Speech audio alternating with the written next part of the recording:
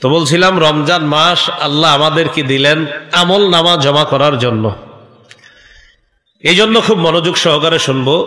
রমজানে যে আমল করলাম এই আমলগুলা নষ্ট না করা। বলেন সবাই, আমলগুলা নষ্ট না করা। রমজান পরবর্তী 9টা করণীয় আমরা মনে রাখবো। বলেন সবাই, কয়টা? 9টা। 1 নাম্বার, যেই ভালো আমলগুলো করলাম এই আমলগুলো নষ্ট না করা। খাতা কলম যদি এনে থাকেন কেউ লিখে ফেলতে পারেন, কাজে লাগবে। সূরা নাহলের 92 নং আয়াতে আল্লাহ পাক রব্বুল আলামিন বলেন, ওয়ালা তাকুনু কাল্লাতী নাকাদাত গজলাহা মিন বা'দি কুওয়াতিন আনকাসা। তোমরা ওই নারীর মতো হয়ো না যেই নারী শক্তভাবে পাকানো রশি, শক্তভাবে পাকানোর পর ওই পাকানো রশিটা আবার টুকরো টুকরো করে ফেলে, তার মতো হয়ো না। একজন নারী সুতা দিয়ে পাকায় একটা রশি মজবুত করে বানাইছে, সুন্দর একটা রশি বানাইছে, বানানোর পর এটা আবার টুকরা টুকরা করে ফেলছে। তো বানাইছে কেন? রমজান মাসে কত কষ্ট করলাম আমরা, আমল নামা জমা করলাম। এখন মনে করেন রমজানের পরে সবগুলা শেষ করে দিলাম, তো আমলগুলা করলাম কেন যদি শেষ করে দিই? তো আল্লাহ বললেন ওই নারীর মতো হয়েও না যেই নারী শক্ত করে রশি দিয়ে সুতা পাকাইলো, পাকানোর পর শক্ত করে ওই রশিগুলা বাঁধার পর আবার ওই পাকানো রশিটা ছিঁড়ে ফেলে, তার মতো তোমরা হয়েও না। সূরা মুহাম্মদের 33 নং আয়াতে আল্লাহ বলেন, ইয়া আইয়ুহাল্লাযীনা আমানু আতিউল্লাহ ওয়া আতিউর রাসূলা ওয়া লা তুবতিলু আ'মালাকুম। হে ঈমানদারগণ, তোমরা আল্লাহর আনুগত্য করো, রাসূলুল্লাহ সাল্লাল্লাহু আলাইহি সাল্লামের আনুগত্য করো, এবং তোমরা তোমাদের আমলগুলো নষ্ট করো না। তোমরা তোমাদের আমলগুলোকে বাতিল করে দিও না, নষ্ট করে দিও না। আমল নষ্ট হয় কিভাবে? আমল নষ্ট হয় অনেকগুলা কারণে, এর মধ্যে কিছু কারণ আমরা জানি। সূরা মাইদার 5 নম্বর আয়াতে আল্লাহ বলেন, ওয়া মাই ইয়াকফুর বিল ঈমানি ফাকাদ হাবিতা আমালু ওয়া হুয়া ফিল আখিরাতি মিনাল খাসিরিন। যে ব্যক্তি ঈমানের সাথে কুফরি করে তার আমলনামা বরবাদ, তার আমলনামা নষ্ট হয়ে যায়, আর আখিরাতে সে ক্ষতিগ্রস্ত হবে। নাউজুবিল্লাহ। তাহলে আমলনামা নষ্ট হয়ে যায় 1 নাম্বার জানলাম, ঈমানও আছে সাথে সাথে আবার কুফরিও করে। নাউজুবিল্লাহ। আমলনামা নষ্ট হয় আরেকটা ভয়ঙ্কর অপরাধের কারণে, শিরিক করা। বলেন কি করা? শিরিক করা। সূরা জুমারের 65 নং আয়াতে আল্লাহ বলেন, ওয়ালাকাদ উহিয়া ইলাইকা ওয়া ইলাল্লাযীনা মিন ক্বাবলিক লাইন আশরাকতা লায়াহবাতান্না আমালুকা ওয়া লাতাকুনান্না মিনাল খাসিরিন। নবী, আপনার প্রতি ওহী প্রেরণ করা হয়েছে, আপনার পূর্ববর্তী যেই নবীরা এসেছেন দুনিয়াতে তাদের প্রতিও এই ওহী প্রেরণ করা হয়েছে, যদি আপনি শিরিক করেন তো আপনার আমল নামা বরবাদ হয়ে যাবে। দেখছেন নবীরা আল্লাহ বলতেছে যে আপনিও যদি শিরিক করেন আপনার আমল নামা শেষ। তো নবীর এই কথা আল্লাহ বললেন। আমরা যে প্রতিনিয়ত কত পরিমাণ ভুল করি আল্লাহ জানে, যে এত এত ভুল আমাদের হয় মুখ দিয়ে।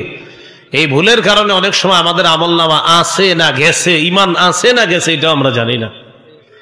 আল্লাহ আমাদেরকে হেফাজত করেন। সূরা আরাফ 147 নং আয়াত আল্লাহ পাক রব্বুল আলামিন বলেন, ওয়াল্লাযীনা কাযযাবু বিআয়াতিনা ওয়া লিকাইল আখিরাতি হাবিতাত আ'মালুহুম হাল ইউজজাউনা ইল্লা মা কানু ইয়ামালুন। যারা আমার আয়াতগুলোকে অবিশ্বাস করে, মিথ্যা সাব্যস্ত করে, ওয়া লিকাইল আখিরা, আখিরাতের সাক্ষাৎ যারা অস্বীকার করে, অবিশ্বাস করে, হাবিতাত আমালুহুম, তাদের আমলনামা সব বরবাদ।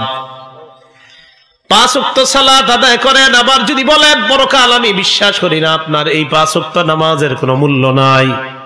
5 ওয়াক্ত নামাজ পড়ে আখিরাত বিশ্বাস করে না, সব বাদ। হুজুর আমি নামাজ পড়ি, রোজা রাখি, তবে আখিরাত নিয়ে আমার কিছু প্রশ্ন আছে। অনেক স্বঘোষিত কিছু শিক্ষিতরা এই প্রশ্ন করে। স্বঘোষিত শিক্ষিতরা এই প্রশ্ন করে, হুজুর আমি নামাজ পড়ি 5 ওয়াক্ত, তবে আখিরাত নিয়ে কিছু কথা আছে, এরকম বলে আর কি। কি কবরে যে আযাব হবে এটা আমার মাথায় আসে না, আবার নামাজ পড়ে 5 ওয়াক্ত, তো কবরে আযাব আসে এটা ওনার মাথায় আসে না। তো কবরের আযাব রে আমাদের অনেক মুসলমান বর্তমানে তৈরি হয়ে গেছে যারা কবরের আযাব অস্বীকার করে। আল্লাহ হেফাজত করেন। রাসূলুল্লাহ সাল্লাল্লাহু আলাইহি সাল্লাম 2 কবরের পাশ দিয়ে অতিক্রম করলেন। রাসূলুল্লাহ সাল্লাল্লাহু আলাইহি সাল্লাম অতিক্রম করার সময় বললেন, ইন্নাহুমা লা ইউআযাবান, এই 2 কবরওয়ালাকে শাস্তি দেওয়া হচ্ছে, নবীজি বললেন। এরপর আল্লাহ নবী বললেন, মা ইউআযাবানি ফি কাবীর, এই 2 কবরবাসী 2 কবরওয়ালাকে বড় কোনো অপরাধের কারণে শাস্তি দেওয়া হয় না। এর মধ্যে একজন আম্মা আহাদুহুমা ফাকানা ইয়ামশি বিন নামিমা, তাদের মাঝে একজন দুনিয়ার মধ্যে চুগলখড়ি করত, একজনের কথা আরেকজনের কাছে লাগিয়ে বেড়াইতো, এই ব্যক্তিকে কবরে এই কারণে শাস্তি দেওয়া হতো, এই কারণে কবরের মধ্যে শাস্তি দেওয়া হচ্ছে। ওয়া আম্মাল আখার, আরেকজন ফাকানা লা ইস্তাতিরু মিনাল বাউল, এই ব্যক্তি প্রস্রাবের ছিটা ফোঁটা থেকে বাঁচত না, পবিত্রতা ভালোভাবে অবলম্বন করত না, প্রস্রাবের পর ইস্তেঞ্জার পর ভালোভাবে পবিত্রতা অবলম্বন করত না। এই 2 কারণে 2 কবরবাসীকে শাস্তি দেওয়া হচ্ছে। বলেন তো নবীজি এই কথাটা সাহাবায়ে কেরামকে যখন বলছে, এটা কি রাসূল ইন্তেকালের পরে বলছে না আগে? তো রাসূল দেখা বলতেছে এই 2 কবরে শাস্তি দেওয়া হচ্ছে, মানে রাসূল আল্লাহর পক্ষ থেকে জেনেছেন তাই বলে দিয়েছেন। কারণ নবীজি আল্লাহর পক্ষ থেকে না জানা ছাড়া নিজে কিছু বলে না, যেটা আল্লাহ কোরআনে বলে দিয়েছেন, ওমা ইয়ানতিকু আনিল হাওয়া ইন হুয়া ইল্লা ওয়াহয়ু ইউহা, তিনি নিজের পক্ষ থেকে কিছু বলে না, তিনি যা বলেন এটা ওহী। সুবহানাল্লাহ। তো কবরের আযাব হয়নি? এখন একজনে বলল আমি 5 ওয়াক্ত নামাজ পড়ি কিন্তু কবরের আযাব বিশ্বাস করে না, তাহলে তো হলো না। তো আল্লাহ পাক রব্বুল আলামিন সূরা আরাফের 147 নং আয়াতে বলেন, ওয়াল্লাযীনা কাযযাবু বিআয়াতিনা ওয়া লিকাইল আখিরাতি হাবিতাত আ'মালুহুম, যারা আমার আয়াতগুলোকে অস্বীকার করে, অবিশ্বাস করে, আর আখিরাতের সাক্ষাৎকে যারা অবিশ্বাস করে, হাবিতাত আমালুহুম, তাদের আমলনামা সব বরবাদ, তাদের আমলনামা নষ্ট হয়ে যাবে। আল্লাহ আমাদেরকে হেফাজত করেন, আমিন। আমলনামা নষ্টের আরেকটা কারণ, সেটা হলো এমন কাজ করা যেই কাজে আল্লাহ রাগ হয়ে যায়। বলেন সবাই, এমন কাজ করা যেই কাজে কে অসন্তুষ্ট হয়? আমি আপনি এমন একটা কাজ করলাম যেই কাজে আল্লাহরে অসন্তুষ্ট করে ফেললাম, এরকম অসন্তুষ্ট করে ফেলার কারণে আল্লাহ আমার আপনার আমলনামা বরবাদ করে দিতে পারে, নাউজুবিল্লাহ। সূরা মুহাম্মদ 8 নম্বর 9 নম্বর আয়াতে আল্লাহ বলেন, ওয়াল্লাযীনা কাফারু ফাতাসাল্লাহুম ওয়া আদাল্লা আ'মালাহুম, যারা কাফের তাদের জন্য ধ্বংস, ওয়া আদাল্লা আ'মালাহুম, তাদের আমলনামা যা আছে সব ব্যর্থ করে দিয়েছেন আল্লাহ। কেন? যালিকা বিআন্নাহুম কারিহু মা আনজালাল্লাহ, এটা এই কারণে যে আল্লাহ যেই বিধানগুলা দুনিয়াতে দিয়েছেন এগুলা তারা অপছন্দ করে। কি করে? অপছন্দ করে, ভালো লাগে না আল্লাহর বিধান, নাউজুবিল্লাহ, ভালো লাগে না। ওয়া কারিহু মা আনজালাল্লাহু ফাআহবাতা আ'মালাহুম, আল্লাহ যা নাজিল করেছেন এটা ভালো লাগে না, অপছন্দ করে, তাই আল্লাহ তাদের আমল বরবাদ করে দিয়েছেন, নষ্ট করে দিয়েছেন। এখন বুঝেন সুদ হারাম এই কথাটা কার? কিন্তু আপনি এটা ভালো লাগে না, আপনি এটা অপছন্দ করলেন। সাবধান, সুদ যে হারাম, হারাম যাই না, অনেকে তো খান সুদ, তো এটা হারাম যাই না, এটা কিন্তু জানেন যে না এটা হারাম, আমি ঠিক করতেছি না, এমনি তো আপনি কামটা ঠিক করতেছেন না, কিন্তু এটাও নিশ্চিত জানেন যে আমি যে সুদ খাইতেছি এটা হারাম, এটা হারাম, জি আল্লাহ এটা হারাম, এটা মাইনেন। কিন্তু যদি এরকম বলেন সুদ খানা হারাম, এটা হুজুররা কইলে হইবনি, এরকম যদি বলেন তাহলে সব শেষ। ফাআহবাতা আমালাহুম, আমলনামা সব বরবাদ। সুদ হারাম এই ঘোষণাটা কোথায় আছে? সুদ হারাম এটা যদি অস্বীকার করে তুই ঈমানই থাকবে না। আল্লাহ বুঝার তৌফিক দান করেন, আমিন। তো এবার দেখেন অসন্তুষ্ট আল্লাহ কিভাবে হয়। সূরা মুহাম্মদের আগেরটা গেল সূরা মুহাম্মদের 8 এবং 9 নম্বর আয়াত, আর এটা হলো সূরা মুহাম্মদের 27 এবং 28 নম্বর আয়াত। আল্লাহ পাক রব্বুল আলামিন বলেন, যালিকা বিআন্নাহুম কারিহু মা আসখাতাল্লাহ। আল্লাহ পাক রব্বুল আলামিন এক শ্রেণীর মানুষের ব্যাপারে বলেন, যালিকা বিআন্নাহুম ইত্তাবাউ মা আসখাতাল্লাহ ওয়া কারিহু রিদওয়ানাহু ফাআহবাতা আমালাহুম। যালিকা বিআন্নাহুম ইত্তাবাউ মা আসখাতাল্লাহ, তারা এমন জিনিসের অনুসরণ করেছে যেই জিনিস আল্লাহকে অসন্তুষ্ট করে। তারা এমন জিনিসের অনুসরণ করে যেই জিনিস আল্লাহকে অসন্তুষ্ট করে। ওয়াকারিহু রিদওয়ানা, আর তারা অপছন্দ করে আল্লাহর সন্তুষ্টিকে। নাউজুবিল্লাহ, দেখেন কি বলে আল্লাহ, যালিকা বিআন্নাহুম ইত্তাবাউ মা আসখাতাল্লাহ, তারা এমন জিনিসের অনুসরণ করেছে যা আল্লাহকে অসন্তুষ্ট করে। ওয়াকারিহু রিদওয়ানা, আর আল্লাহর সন্তুষ্টিকে তারা অপছন্দ করে। ফাআহবাতা আমালাহুম, তাই আল্লাহ তাদের আমল নামা বরবাদ করে দিয়েছেন। নাউজুবিল্লাহ। এই জন্য আমল নামাগুলো আমরা যে করলাম এগুলা যেন বরবাদ না হয়। এবার দেখেন সূরা মুহাম্মদের 32 নং আয়াতে আল্লাহ কি বলেন, ইন্নাল্লাযীনা কাফারু ওয়া সাদ্দু আন সাবিলিল্লাহ ওয়া শাক্কুর রাসূলা মিন বা'দি মা তাবায়্যানা লাহুমুল হুদা লা ইয়াদুররুল্লাহা শাইআ ওয়া সায়ুহবিতু আ'মালাহুম।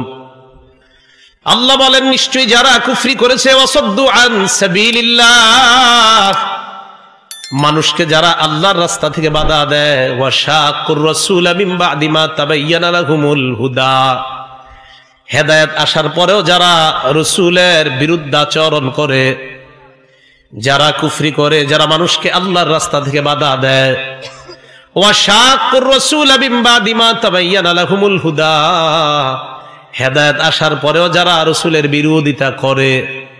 হেদায়েত আসার পরেও কার বিরোধিতা করে? রাসূল সাল্লাল্লাহু আলাইহি সাল্লামের বিরোধিতা করে এমন লোক যদি তালাশ করেন সহজে পেয়ে যাবেন। কিভাবে পাবেন? এমনি দেখবেন সব সময় নামাজ রোজা সব ঠিক আছে, কিন্তু আল্লাহর রাসূলের কোন ইস্যুতে ওলামায়ে কেরাম যখন নাকি কথা বলে, তখন একদল লোক দেখবেন প্রকাশ পেয়ে যায় যে যারা আমাদের সমাজের মধ্যে পরিচিত নামাজি হিসাবে, পরিচিত রোজাদার হিসাবে, কিন্তু আল্লাহর রাসূলের ইস্যুতে এই মানুষগুলার চেহারাও কালো হয়, রাসূলের বিরুদ্ধাচরণ করে। আল্লাহ বলেন, সায়ুহবিতু আ'মালাহুম, এইগুলার আমলনামা আল্লাহ সব নষ্ট করে দিবেন। এগুলা আমলনামা আল্লাহ সব, সাবধান, সারা জীবন আমল করলেন আর আল্লাহর রাসূলের বিরোধিতা করলেন, হবে না। আল্লাহ আমাদেরকে কথাগুলা বুঝার তৌফিক দান করেন। তো বলছিলাম রমজানে আমল নামা জমা করলাম, 1 নাম্বার আমল নামাগুলা নষ্ট করে দিব না আমরা। আমল নামাগুলা যেন আমরা আল্লাহর কাছে যথাযথ পাই, আল্লাহ তৌফিক দান করেন। আমল নামা নষ্ট হয় আর কিভাবে? এই ব্যক্তির ব্যাপারে আমি বললাম আল্লাহ তাকে মাফ করবে না, নাউজুবিল্লাহ। আমি তার ব্যাপারে বললাম আল্লাহ তাকে মাফ করবে না। আল্লাহ বলেন, তুমি এই সাহস কোত্থেকে পাইলে এই কথা বলার যে আমি তাকে মাফ করব না? আমি তাকে মাফ করলাম, তোমার আমলনামা নষ্ট করে দিলাম। হ্যাঁ, মুসলিম শরীফের 2621 নম্বর হাদিস। রাসূলুল্লাহ সাল্লাল্লাহু আলাইহি সাল্লাম বলেন, এক ব্যক্তি এরকম বলেছে, মানে একজনের ব্যাপারে রাসূল বলেন যে আল্লাহ পাক রব্বুল আলামিন লা ইয়াগফিরু লি ফুলান, অমুককে আল্লাহ মাফ করবে না, এরকম বলে ফেলছে এক ব্যক্তি। তখন আল্লাহ পাক, যে এই ব্যক্তির কিভাবে এমন সাহস হলো যে আমার ব্যাপারে এই কথা বলা, যে আমি লা আগফিরু লি ফুলান, আমার অমুক বান্দাকে আমি মাফ করব না, এই কথা বলার সাহস সে কিভাবে পেল? গফারতু লাহু, যার ব্যাপারে সে এই কথা বলছে আমি তাকে মাফ করে দিলাম। ওয়াকাদ আহবাততু আমালাক, আর তোমার আমলনামা নষ্ট করে দিলাম। তো কোন মুসলমান গুনাহ করে আল্লাহর কাছে খালি কান্দে, আল্লাহ মাফ করেন মাফ করেন, তার ব্যাপারে এটা না বলা, ওরে আল্লাহ মাফ করবে না, এরকম না বলা। আল্লাহ কথাগুলা বুঝার তৌফিক দান করেন। রমজান পরবর্তী দ্বিতীয় কাজ, বলেন আমার সাথে, হেদায়েতের মোকাবেলায় পথভ্রষ্টতা গ্রহণ না করা। এটা কিভাবে? রমজান মাস আমরা ইবাদত করলাম, সিয়াম পালন করলাম, ইফতারি করলাম, সাহরি খাইলাম, রাতে তারাবির সালাতে দীর্ঘ সময় দাঁড়িয়েছিলাম। এতে বোঝা যায় আল্লাহ আমাদেরকে পছন্দ করেছেন। পছন্দ না করলে তো আল্লাহ আমাদেরকে এত আমল করার তৌফিক দিতেন না, ঠিক না? অবশ্যই পছন্দ করেছেন। এর দ্বারা বোঝা যায় রমজানে আমরা বিশাল বড় হেদায়েতের কিছু পেয়েছি, আলহামদুলিল্লাহ। এখন এই হেদায়েতের মোকাবেলায় পথভ্রষ্টতা গ্রহণ না করা, যদিও অনেকে ঈদের রাতেই গ্রহণ করছে, রমজানের সব রোজাগুলা পালন করছে, বাট ঈদের রাতে আপনার সাউন্ড বক্স ছাইরা হিন্দি, বাংলা, বিভিন্ন ইত্যাদি ভাষার গান, যেই গান তারা নিজেরা বুঝে আবার কিছু বুঝে না, কি যে গানে কইতেছে এটা এরাও বুঝতে চায়, কিন্তু শুধু টাকের উপর ফাও ফাও লাফাইতেছে। তাহলে আপনি এই যে পথভ্রষ্টতা গ্রহণ করে নিলেন। অনেকে আপনার শাওয়ালের চাঁদ দেখার আগ পর্যন্ত মাশাআল্লাহ খুব সুন্দর সিয়াম পালন করছে, এমনকি ওই দিনের ইফতারিটা খুব সুন্দরভাবে করছে, মাগরিবটাও সুন্দরভাবে পড়ছে। মাগরিবের পরে জানতে পারলো আগামীকাল আমাদের দেশে ঈদ। একটু পরে আপনার ওই রাস্তার চিপা চুপায় কোনায় কানায় শুরু হয়ে গেছে আপনার সাউন্ড বক্সে জোরে জোরে গান বাজানো। তো আপনি পুরা রমজান কি গ্রহণ করলেন, আর রমজান শেষ হওয়ার পর আপনি কি করলেন? এটা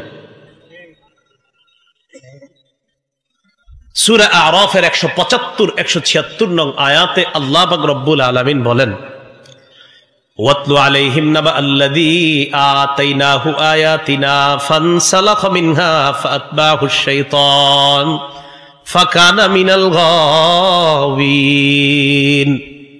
নবী, আপনি তাদেরকে ওই ব্যক্তির ঘটনা বলেন যে ব্যক্তিকে আমি আমার নিদর্শনাবলী দিয়েছিলাম, ফলে তা থেকে সে বিচ্যুত হয়েছে, তা থেকে সে সরে পড়েছে। সরে পড়ার কারণে শয়তান তার অনুগামী হয়েছে। শয়তান অনুগামী হওয়ার পর ফাকানা মিনাল গাওয়িন, সে পথভ্রষ্টদের অন্তর্ভুক্ত হয়ে গেছে। আল্লাহ আমাদেরকে রমজান দিলেন, রোজাগুলো আমরা কত সুন্দরভাবে পালন করলাম, আলহামদুলিল্লাহ। পালন করার পরে ঠিক ঈদের আগের রাতে অথবা ঈদের দিন শয়তান আমাদের অনুগামী হয়ে গেল, পিছু নিল, টাকের উপরে উঠায়া দিল, বিভিন্ন এমন কিছু করলো যেই কর্মের মাধ্যমে শয়তান আমাদের উপর জয়লাভ করে ফেললো। নাউজুবিল্লাহ। কেন এটা? এই ব্যক্তিটা কে, যার ব্যাপারে আল্লাহ কোরআনে বলছেন? বলেন আমার সাথে, বালআম। বালআম। তাফসীর ইবনে কাসীরের মধ্যে মুহাম্মদ ইবনে কাসীর রাহমাতুল্লাহি আলাইহি লিখেছেন, লাম্মা নাযালা মূসা বিল জাব্বারিনা ওয়া মাম্মা আতাহু ইয়ানি বালআম বানু আম্মিহি ওয়া কওমু। মূসা আলাইহিস সালাতু ওয়াস সালাম জালেম সম্প্রদায়ের বিরুদ্ধে যখন লড়াই করার জন্য বের হলেন ইমানদারদেরকে নিয়ে, তখন বালআমের চাচাতো ভাইয়েরা অথবা তার সম্প্রদায়ের লোকেরা তার কাছে আসছে। কেন আসছে জানেন? বালআমকে আল্লাহ পাক রব্বুল আলামিন এমন একটা কারামত দান করেছিলেন, বালআম আল্লাহকে যা বলতেন সাথে সাথে কবুল হয়ে যেত। তো বালআমের কাছে তার চাচাতো ভাই অথবা তার সম্প্রদায়ের লোকেরা এসে কয়, বালআম উদউল্লাহ আইয়ারুদ্দা আন্না মূসা ওয়া মান মাআ। বালআম, তুমি আল্লাহর কাছে মূসার বিরুদ্ধে দোয়া করো, ইমানদারদের বিরুদ্ধে দোয়া করো, যেন মূসা আর তার ইমানদার সাথীরা আমাদের পর্যন্ত বুঝতে না পারে। এই ইয়াজহার আলাইনা ইউহলিকনা, মূসা যদি আমাদের উপর বিজয় লাভ করে আমাদেরকে ধ্বংস করে ছাড়বে। বালআম তাদেরকে জবাব দেয়, আল্লাহ আমাকে আশ্চর্য এক ক্ষমতা দিয়েছে, আমি দোয়া করলেই কবুল হয়ে যায়। তবে তোমরা আমাকে যে দোয়া করার জন্য বললা, এই দোয়া করলে কবুল তো হবে না, উল্টা আমার জন্য ক্ষতির কারণ হয়ে যাবে, আমি এই দোয়া করতে পারবো না। বালআম কয়, না পারবো না, পারবো না, পারবো না, পারবো না, পারবো না, বলতে বলতে বলতে বলতে অন্য বর্ণনা আসছে তার বিবিরে বইলা কইয়া রাজি করাইছে, কিছু অর্থের বিনিময়ে লোভ টুপ দেখা রাজি করাইছে। এক পর্যায়ে ওই বালআমকে আইসা বলল বদদোয়া করতে।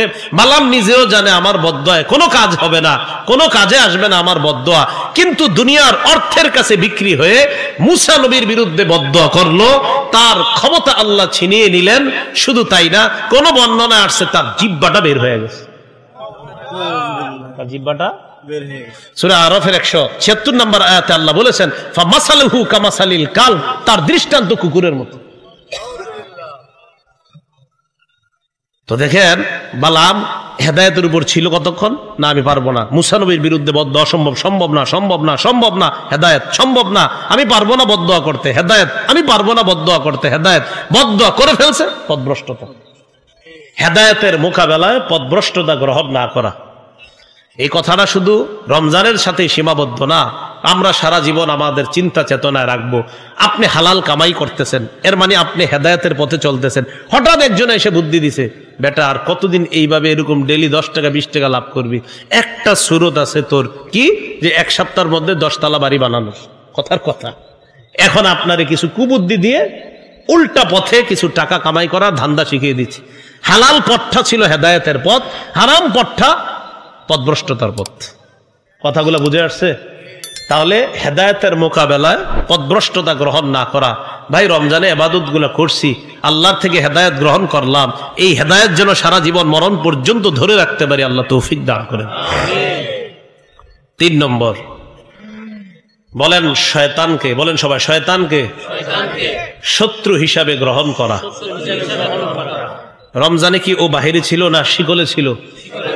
এখন ওর মেজাজ খারাপ যে আমি এতদিন পর্যন্ত বন্দী ছিলাম আর উম্মত এই পরিমাণ ইবাদত করছে, এখন ওর একমাত্র চিন্তা চেতনা আর টার্গেট আমাদের রমজানের ইবাদতগুলা কিভাবে নষ্ট করা যায়।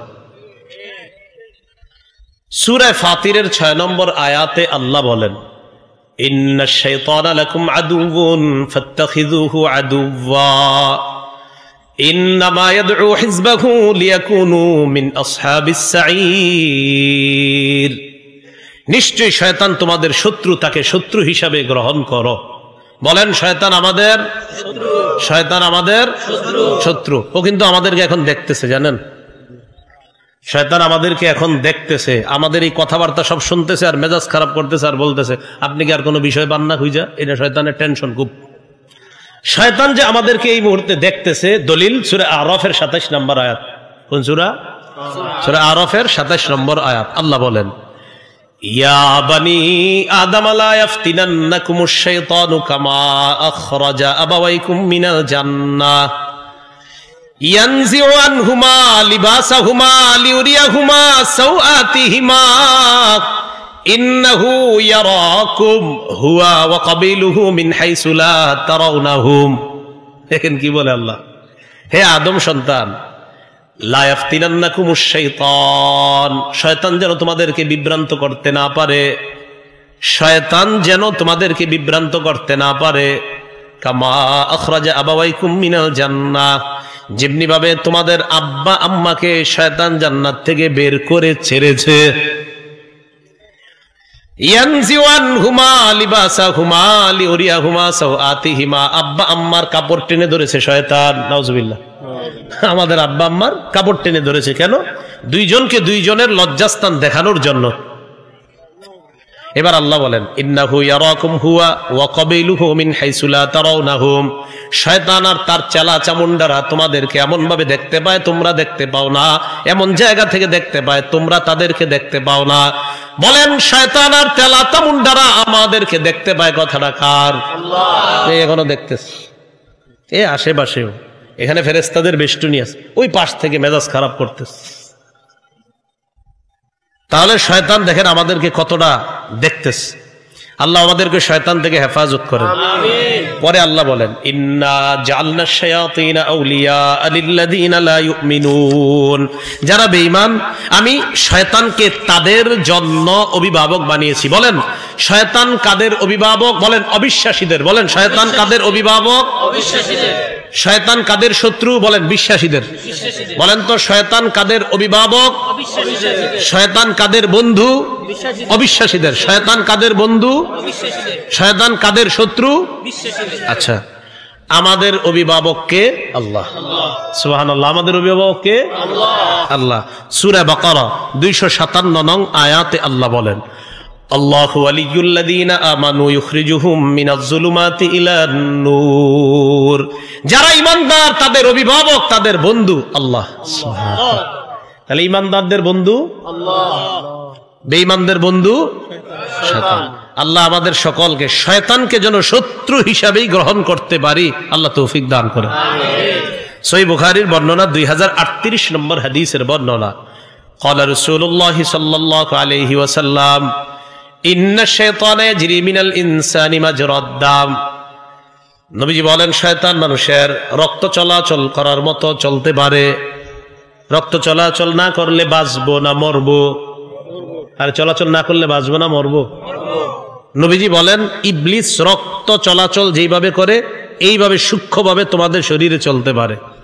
সাহাবায়ে কেরাম বললেন অমিনকা, হুজুর আপনার শরীরেও কি চলতে পারে?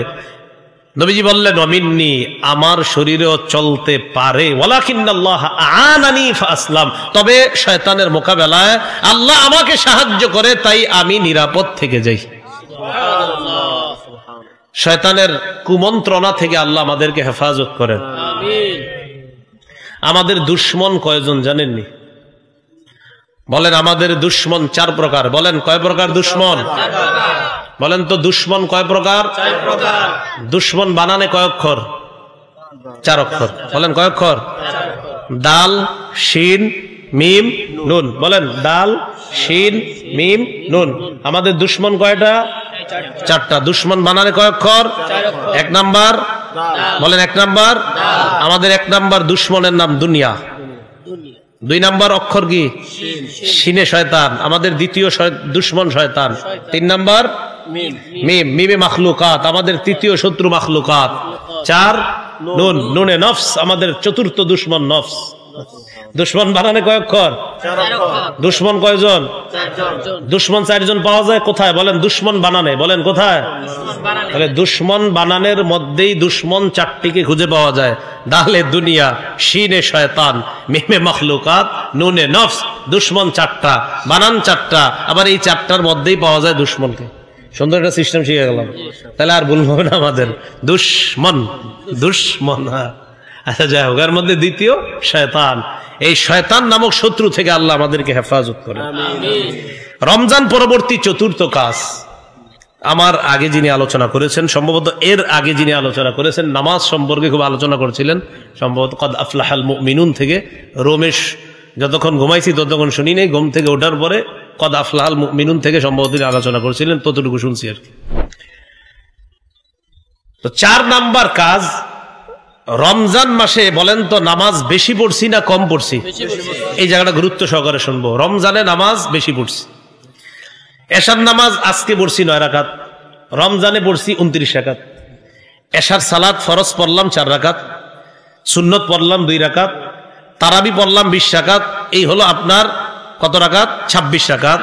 বিতির পড়লাম 3 রাকাত। এ হলো কয় রাকাত? 29 রাকাত। এখন বলেন তো 29 রাকাত এশার নামাজ পড়লাম, সিজদা কি রমজানের বাহিরে বেশি দিলাম না রমজানে বেশি দিলাম? তাহলে বোঝা গেল রমজানে নামাজের অভ্যাস আমাদের বেশি। আচ্ছা, এই যে মাদ্রাসার যে মসজিদটা, এই মসজিদে রমজান মাসে ফজরের নামাজে মুসল্লি আজকে ফজরের চেয়ে বেশি হয়েছে না কম হয়েছে? বেশি হয়েছে। তাহলে আজকে ফজরের নামাজটা এই মসজিদই তো হয়েছে। আরে ফজরের নামাজটা এই মসজিদে হয় নাই?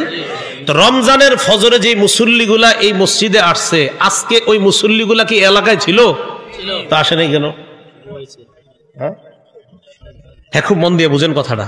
তাহলে রমজান মাসে আমরা ফজর পড়লাম এলাকাবাসী, মুসল্লিও বেশি হলো। আজকে রমজানের বাহিরে আমরা ফজর বললাম, ওই পরিমাণ মুসল্লি হলো না। রমজানের ফজরের মুসল্লি যদি বাকি 11 মাস ফজরে ওই পরিমাণ মুসল্লি হয়, শয়তান আর বেঈমানদের ঘুম হারাম হয়ে যাবে। যে মুসলমানরা শুরুটা করলো কি? রমজান মাসে আমরা স্বাভাবিকভাবে নামাজ একটু বেশি পড়ছি, এই অভ্যাসটা সারা জীবন ধরে রাখার তৌফিক দান করেন। সূরা বাকারা 238 নং আয়াতে আল্লাহ বলেন, হাফিজু আলাস সালাওয়াতি ওয়াস সালাতিল ওয়ুসতা ওয়া কুমু লিল্লাহি কানিতিন। তোমরা নামাজের প্রতি যত্নবান হও, বিশেষ করে মধ্যম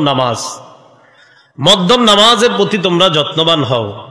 قال رسول الله صلى الله عليه وسلم إن أول ما يحاسب به العبد يوم القيامة صلاته। কিয়ামতের ময়দানে সর্বপ্রথম আমলনামার মধ্যে নামাজের হিসাব হবে। আল্লাহ বলেন তোমরা নামাজের প্রতি যত্নবান হও, বিশেষ করে মধ্যম নামাজ দ্বারা কি উদ্দেশ্য? মুফাসসিরিনে কেরামের মাঝে মতভেদ।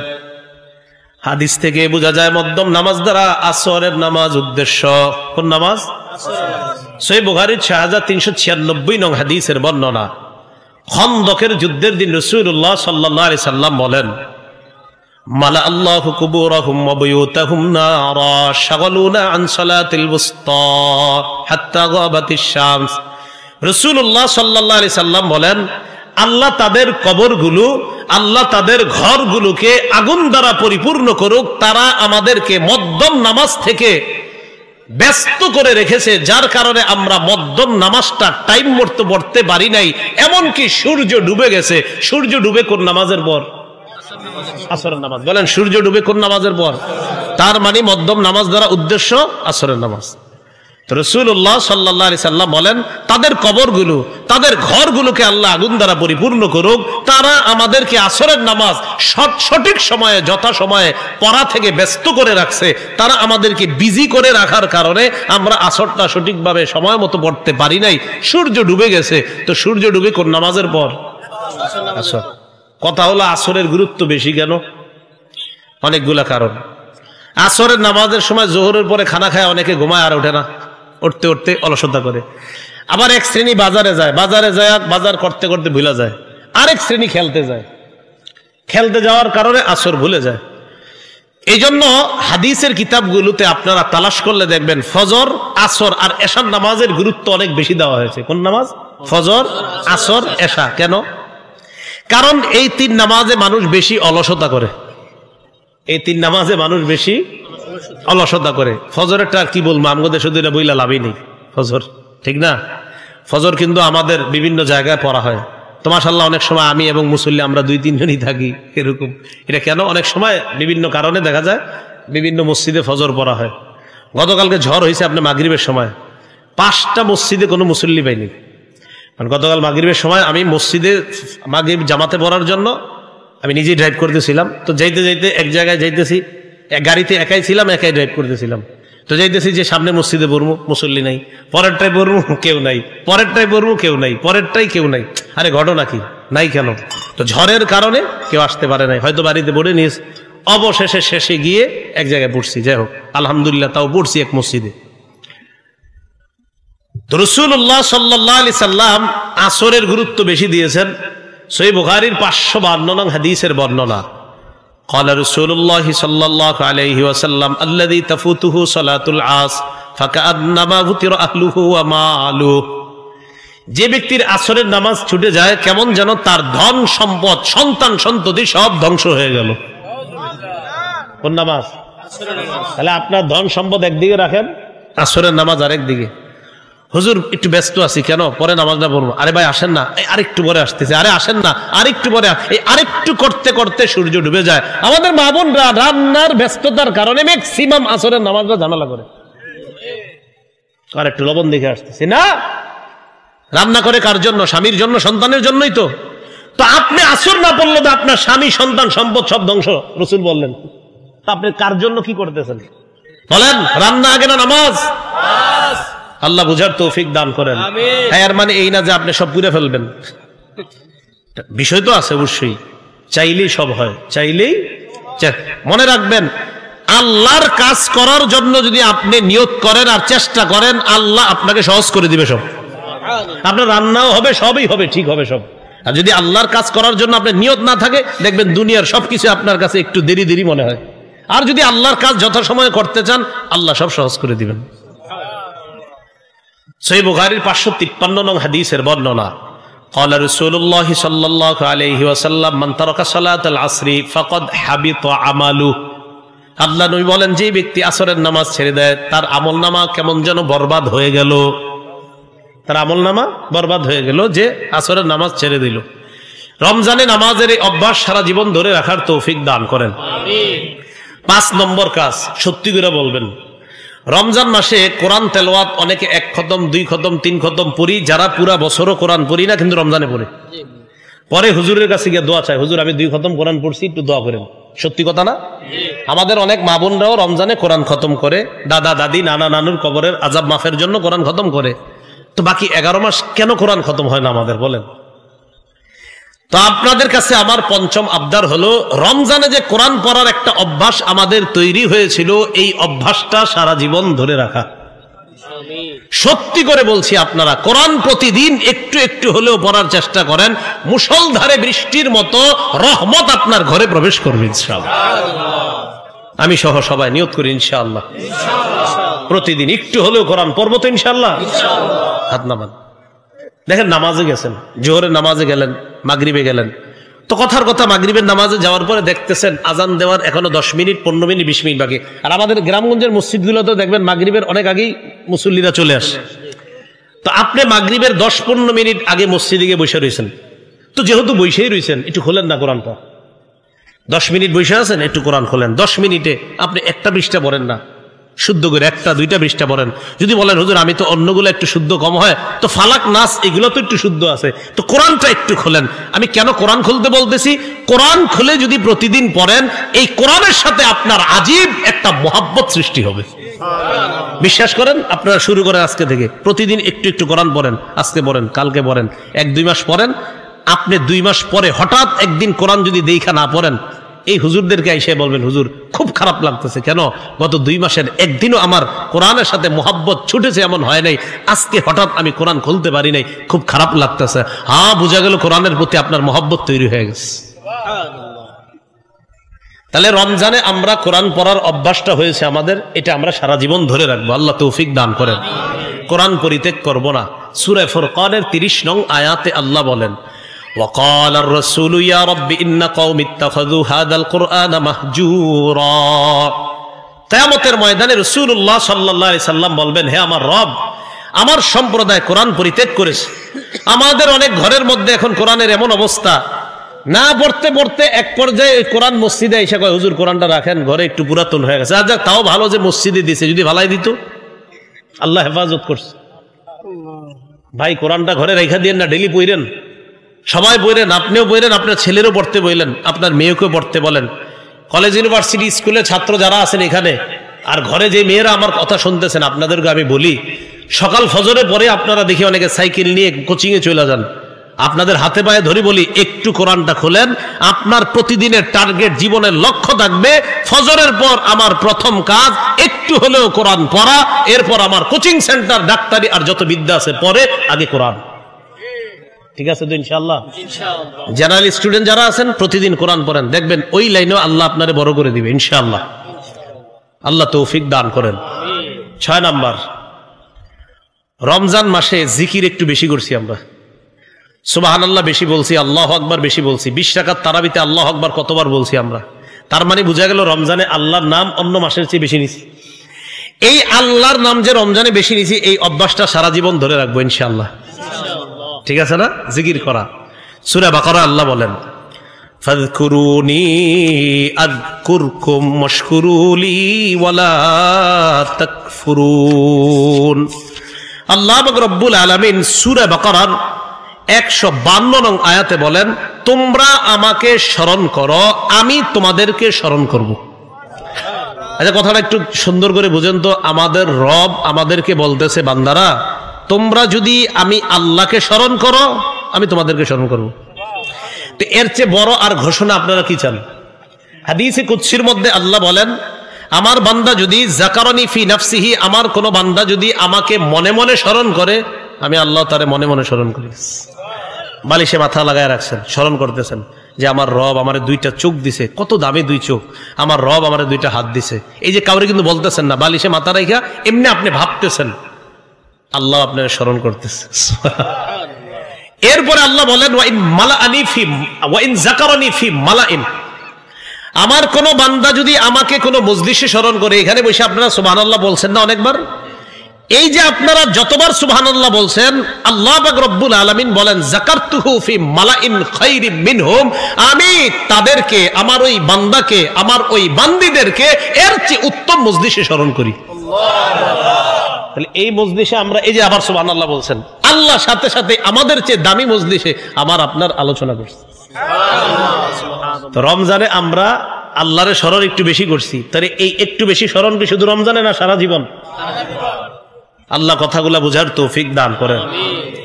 রমজান পরবর্তী 7 নাম্বার কাজ, গুরুত্বপূর্ণ কাজ, কোন আল্লাহ ওয়ালাদের সংস্রবে সপ্তাহে 1 দিন চেষ্টা করবেন যাওয়ার। সপ্তাহে 1 দিন হলেও, আর কি বেশি পারলে বেশি, সপ্তাহে অন্তত 1 দিন হলেও চেষ্টা করবেন কোন আল্লাহ ওয়ালার সোহবত নেওয়া, কোন আল্লাহ ওয়ালার সান্নিধ্যে গিয়ে কাটানোর চেষ্টা করা। বলতে পারেন এটার ফায়দা কি? এটার ফায়দা আপনাদেরকে আমি বলে বুঝাতে পারবো না, এটা তারাই বুঝবেন যারা সেখানে বসবেন, কিছুদিন পরে নিজেই উপলব্ধি করতে পারবেন। বলেন চার্জ, বলেন তো সবাই চার্জ। সেখানে এক সপ্তাহে একবার যাবেন আর নিজেকে চার্জ দিয়ে আসবেন, চার্জ। সূরা তাওবার 119 নং আয়াতে আল্লাহ বলেন, ইয়া আইয়ুহাল্লাযীনা আমানুত্তাকুল্লাহা ওয়া কুনু মা'আস সাদিকিন। হে ঈমানদারগণ, তোমরা আল্লাহকে ভয় করো, সত্যবাদীদের সাথে থাকো। আচ্ছা, আল্লাহকে ভয় করো, পরে সত্যবাদীদের সাথে থাকো, এটা আল্লাহ কেন বললেন? মানে তাকওয়া অবলম্বন করার জন্য, তাকওয়া শিখার জন্য, তাকওয়া জানার জন্য আল্লাহওয়ালাদের কাছে যাওয়া দরকার। আল্লাহওয়ালাদের কাছে যত বেশি যাবে, সে তত বেশি তাকওয়া শিখে মুত্তাকি হতে পারবে। তাহলে আমরা কি একটু ওয়াদা করতে পারি ইনশাআল্লাহ? এই এলাকার অনেক মসজিদের মধ্যে মাশাআল্লাহ সাপ্তাহিক মজলিস হয়, হালকা হয়, জিকির হয়, আলোচনা হয়, বিভিন্ন মাদ্রাসায় ধর্মীয় আলোচনা হয়। আমি যেখানে আসছি, এটা এই পাশে যেখানে বসাইছে আমাকে, এটাও একটা মাদ্রাসা। এই মাদ্রাসা মসজিদকে কেন্দ্র করেও সাপ্তাহিক কোনো মজলিস হতে পারে। এই মজলিসগুলা বিশ্বাস করেন মাহফিলের চাইতে 1000 গুণ বেশি ফায়দা হয় ওই মজলিসগুলাতে। দেখেন আস্তে আস্তে ওই দেখবেন ছোট ছোট মজলিস যেখানে আপনার 20 জন 30 জন 50 জন বসে, কোন আল্লাহওয়ালা বয়ান করতেছে, ওখানে দেখবেন অনেক ফায়দা হয়, অনেক উপকার হয়। আপনার দিলের অনেক রোগ তাদের থেকে নির্ণয় করতে পারবেন। ওদের মজলিসে বসলে দেখবেন এমন এমন আলোচনা আসে, তখন আপনি নিজে বলবেন, হ্যাঁ হ্যাঁ, এই ঝামেলা তো আমার মধ্যে আছে, আজকে হুজুর এই কথাটাই বলছে, আসলে হুজুর বলে নাই। আপনি একজন রুগী ওই জায়গায় আছেন, এজন্য আপনার রোগের কথাটা আল্লাহ তার মুখ দিয়ে বলায় দেন। আপনি রুগী তো ওখানে গেছেন না, এই জন্য আল্লাহ রোগ নির্ণয়, আপনার রোগ সম্পর্কে আল্লাহ তো জানে। তাই আল্লাহ ওয়ালার মুখ দিয়ে যদি আল্লাহ চান, আল্লাহ বলায় দেন যে এইখানে তো এই রুগীরা আছে, তো আল্লাহ যা চান তা করেন। এই জন্য বলছিলাম কলবের রোগ থেকে মুক্তি পেতে হলে আল্লাহ ওয়ালাদের কাছে গিয়ে ওই কলবের রোগ সম্পর্কে জানা, জেনে ওই রোগগুলা থেকে বেঁচে থাকা। আর কলব যখন নাকি আপনি গুনাহমুক্ত, অহংকার হাসাদ মুক্ত করবেন, ইনশাআল্লাহ কোরআন সুন্নাহর যে আলো, যে নূর, হেদায়েতের যে আলো, এই আলো আল্লাহ দিলে বসায় দিবেন। তো রমজানের আমরা অনেক ইবাদত করছি, অনেক আলো আল্লাহর থেকে গ্রহণ করেছি। তো দেখবেন রমজান গেছে না, 7-8 দিন হয়েছে, এই 15-20 দিন পরে আপনাদের অনেকে অনেক আলেমকে বলবে গিয়ে, হুজুর ইদানিং দিয়ে ইবাদত করতে ভাল লাগে না। আছে না, এরকম হয়ে যায় কিন্তু, হুজুর ইবাদত ভাল লাগে না। ওই যে আপনি চার্জ দেন না তো, রমজানে তো আপনার মাশাআল্লাহ শয়তান বন্দী থাকার কারণে ইবাদতে মজা পাইছেন। এখন তো শয়তান আর বন্দী না, ও তো এখন ছাড়া আছে। তাই আপনাকে এখন ইবাদত করার জন্য, এই ইবাদতের মজা পাওয়ার জন্য চার্জ দিতে হবে। তো এই জন্য বলছিলাম আল্লাহ ওয়ালাদের কাছে যাওয়া, এটা রমজান পরবর্তী 7 নম্বর কাজ। করবো তো ইনশাআল্লাহ? 8 নম্বর, এটা কোন মাস আরবি? শাওয়াল। বলেন শাওয়াল মাসের 6টি রোজা রাখা। বলেন 6টি রোজা রাখা। মুসলিম শরীফের 2648 নম্বর হাদিসের বর্ণনা, ক্বালা রাসূলুল্লাহ সাল্লাল্লাহু আলাইহি ওয়াসাল্লাম, রাসূলুল্লাহ সাল্লাল্লাহু আলাইহি ওয়াসাল্লাম বলেন, মান সামা রমাদান সুম্মা আতবাহু সিত্তাম মিন শাওয়াল, যে ব্যক্তি রমজানের রোজা রাখে এরপর শাওয়াল মাসের 6টি রোজা রাখে, কানা কাসিয়ামিদ দাহরি কুল্লি, পুরো রোজা রাখছে। সুবহানাল্লাহ। মাসালা শুনেন, শাওয়াল মাসের 6টি রোজা চাইলে আপনি টানা 6 দিন রাখতে পারেন, আবার চাইলে ভেঙে ভেঙেও রাখতে পারেন। আজকে একটা রাখলেন, আবার 2 দিন রাখবেন না, পরে একটা। মোট কথা শাওয়াল মাসে 6টা হলেই হবে। মা বোনরা যারা, মা বোনরা হাসবেন না কেউ, শ্রদ্ধার সাথে শুনবো। মা বোনরা যারা রমজান মাসে আল্লাহ প্রদত্ত অসুস্থতার সম্মুখীন হয়েছে, এই অসুস্থতার কারণে অনেক মা বোনরা 3 দিন, 5 দিন, 7 দিন, 10 দিন বা কম বেশি রোজা রাখতে পারেনি। তারা যদি রমজান পরবর্তী শাওয়ালের 6টি রোজা রাখতে চায়, শাওয়ালের 6 রোজা আলাদা রাখতে হবে, আর তাদের ভেঙে যাওয়া রোজা আলাদা রাখতে হবে। কথা বুঝে আসছে? আচ্ছা, আরেকটু স্পষ্ট করি।